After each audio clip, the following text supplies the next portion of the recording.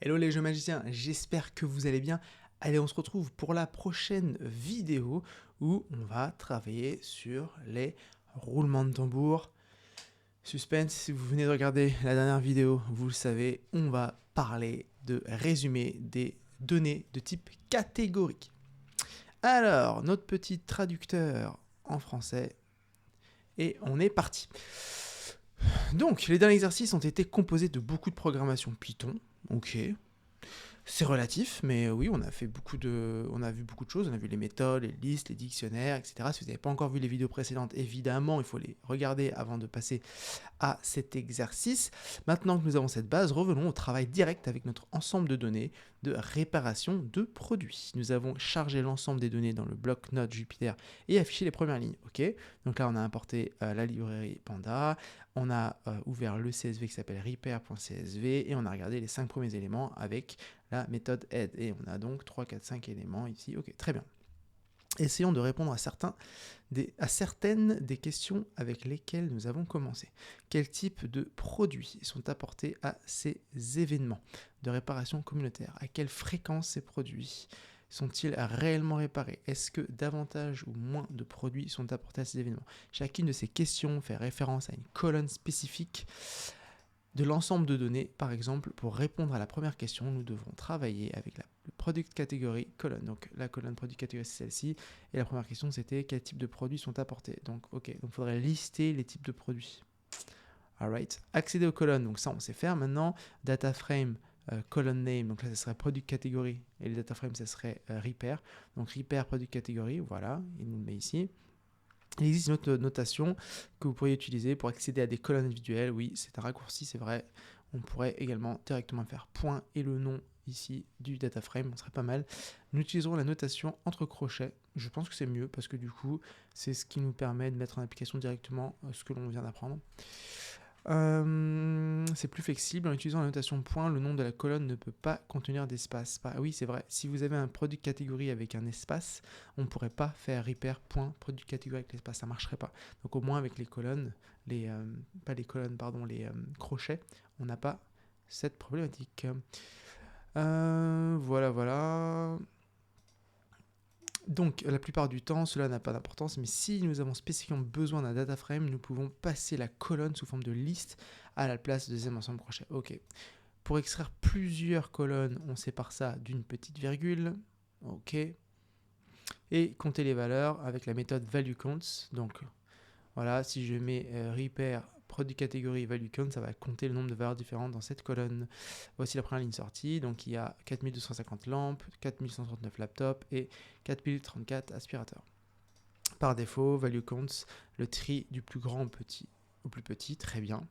La value count méthode comporte quelques paramètres. Normalize égale true, ça enverra un pourcentage au lieu de nombre brut, ça peut être pas mal. Ça peut être pas mal du tout. Donc là, vous voyez, value count, entre parenthèses, normalize égale true, et on aura un pourcentage. Ascending true, ça les triera du plus petit au plus grand. Voilà. Très bien, ça me paraît très clair. On est parti. Exécuter le setup. Alors, est-ce que j'ai été trop long? C'est quoi, on va pas prendre de risque, on va recharger la page. Puisque vous savez que dès que vous êtes comme ça là, à lire sans rien faire, le Jupyter arrête de tourner. Donc j'exécute, j'enregistre, ok, donc ça c'est bon. Ensuite, ce premier exercice c'est quoi? First run, ok, donc ça je viens de le faire. Tac. In the narrative, dans le récit ci-dessous, nous avons vu que les lampes sont l'élément le plus courant dans l'ensemble des données. Découvrons les éléments les moins courants. En utilisant un paramètre pour trier le résultat du plus petit au plus grand. Donc c'est celui qu'on vient de voir ici, qui s'appelait ascending égale true. Donc, c'est parti. Ils veulent qu'on mette ça dans product count. Donc, on est parti pour mettre le nom du data frame qui est repair. On va accéder entre crochets à product catégorie. Ok. Donc, n'hésitez pas, forcément, lorsque vous débutez, toujours à regarder un modèle. Donc, repair product catégorie. On veut compter également les valeurs, value counts, Et entre parenthèses, nous, ce qu'on veut, c'est pas normalize, c'est ascending. Et nous, on le veut pas true, on le veut false, puisqu'on le veut dans l'ordre décroissant. C'est bien ça, hein. Du plus petit au plus grand. Et non, le plus petit au plus grand, c'est bien ascendant. Donc c'est bien true.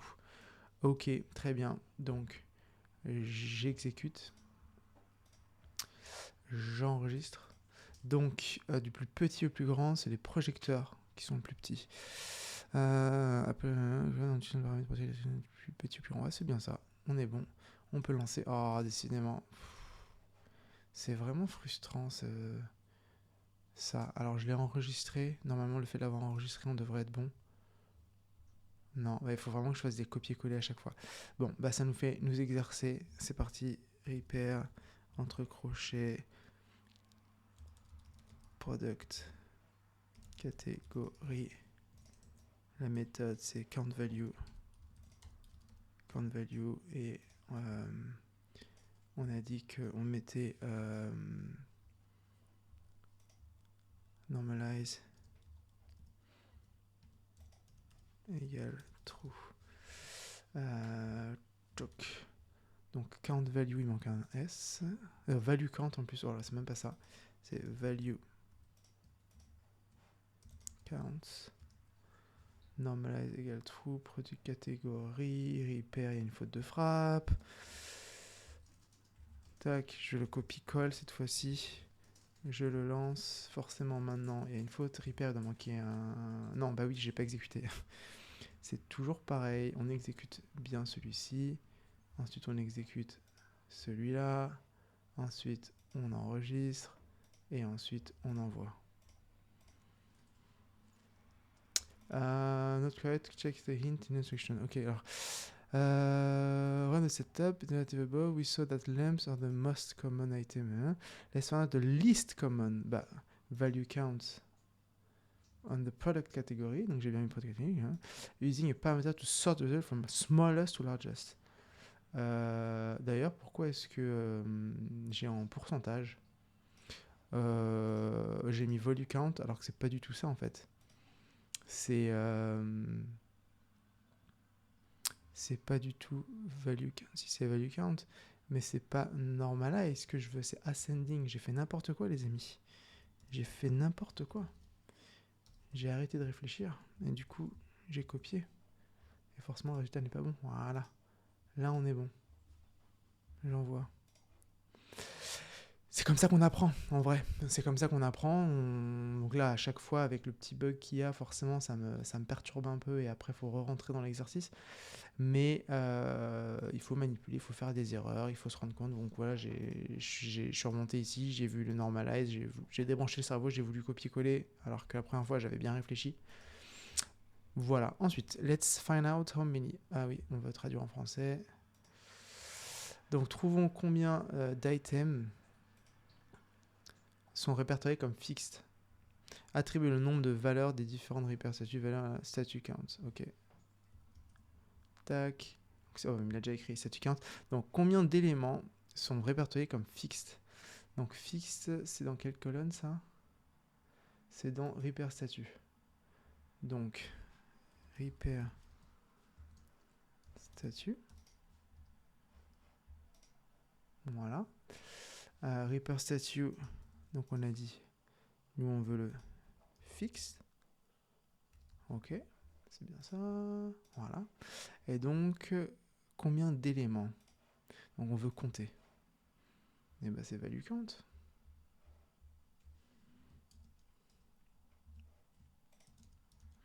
Value count, on veut compter ces éléments. Très bien. Est-ce qu'il y a un paramètre? Attribuer le nombre de valeurs. Non, bah écoutez, pas de difficulté. Je copie-colle, j'exécute, j'enregistre. Repair statut, qu'est-ce que j'ai fait encore comme faute?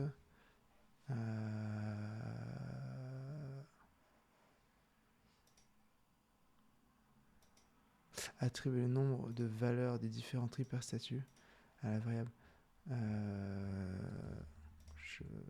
Ça s'appelle repair déjà, ça s'appelle pas repair statut. Je sais pas pourquoi j'ai mis repair statut. Parce que repair statut, c'est le c'est la colonne. Donc ce qu'on veut c'est repair statue, on veut le mettre là. Et on veut compter la valeur fixe. C'est mieux, hein? C'est mieux, c'est mieux. J'exécute et j'enregistre. Et je lance et ça bug. Oh là là là là, les amis. C'est un exercice de patience pour vous montrer que même quand on se trompe, même quand ça plante, en réalité, il faut pas lâcher. Il faut y aller. Je l'avais copié-collé, je crois. Yes, je l'avais copié-collé. Par contre, très important, il faut tout relancer. Hein. Il faut tout relancer. J'exécute celui-ci. Et j'exécute celui-ci. J'enregistre. Je lance. Je pense qu'à chaque fois, c'est quand je traduis en français, en fait. Il aime pas. Donc, moi, je lui ai mis... Alors, la question, c'était combien il y a d'items qui sont listés fixes. Et là, moi, je compte les... C'est pas ce qu'il veut voir.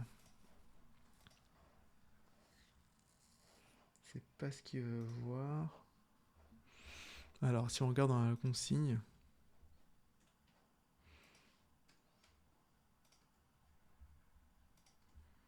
Donc là, si je veux compter les valeurs... Bah sinon, je lui mets juste... je compte uniquement les valeurs. Et comme ça, je vais voir combien il y a de fixes. Voilà, il y en a 32 601. Je pense que c'est ça qu'il veut voir. Donc, hop, j'exécute, j'enregistre, je lance. Et là, on est bon. On est bon. What about the percent of items listed as fixed? Donc, quel est le pourcentage d'items qui sont listés à fixe? Donc, le pourcentage, c'est comme ça. Sauf que cette fois-ci, pour que son pourcentage, il faut lui dire normalize. Normalize égale true. Vous vous rappelez, je l'ai fait tout à l'heure. On va commencer à faire le feignant là. Hein. On va commencer à faire du copier-coller, les amis, parce que ça va 5 minutes de taper au clavier, mais. Using a keyword parameter to return percentage. Voilà. Ça devrait être bon. J'exécute, j'enregistre et je lance. Et on est bon.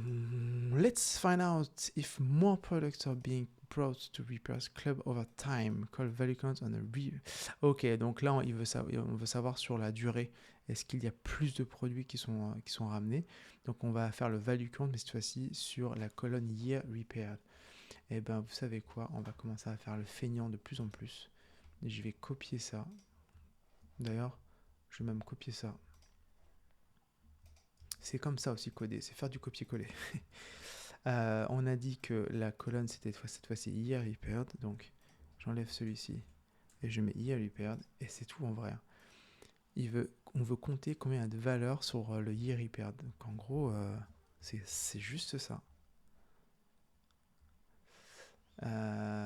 Et je le compte pour chaque année. Alors est-ce qu'il le veut sous cette forme-là? J'ai un doute. Non, je n'ai pas de doute. Ça fonctionne très bien. Donc voilà, pour voir si au fur et à mesure des années, on a le nombre qui augmente, c'est bien le cas. Et là, après, on a tout de suite envie d'utiliser un petit graphique. Hein, on pourrait utiliser la librairie Matplotlib qui permet de justement créer des graphiques par rapport à ça. Mais ceci est pour un autre jour. Voilà, bon, vous avez vu un petit challenge. On a eu des petites erreurs, mais c'est comme ça qu'on apprend. Donc n'hésitez pas à votre tour à faire l'exercice directement sur Codecademy. C'est gratuit, le lien est dans la description. Moi je vous souhaite une très bonne journée et je vous dis à bientôt. Ciao!